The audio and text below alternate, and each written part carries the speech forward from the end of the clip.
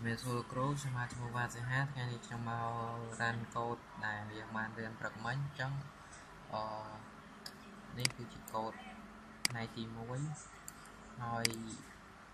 ខ្ញុំបិទនេះគឺជាផ្នែកទី2អញ្ចឹងខ្ញុំរ៉ានកូដដល់ផ្នែកទី1សិន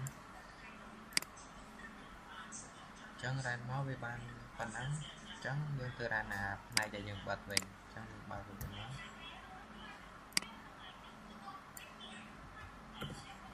ហើយយើងបិទខាងក្រោមនេះវិញ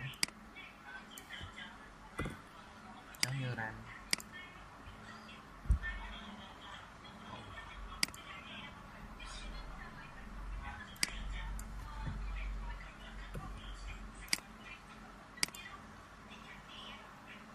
បាទនេះគឺជាលទ្ធផលដែលយើងរ៉ានចេញមកនេះជាកូដដែលយើងបានរ៉ានមិញអញ្ចឹងវីដេអូនេះមានតែប៉ុណ្ណឹងអរគុណលោកគ្រូដែល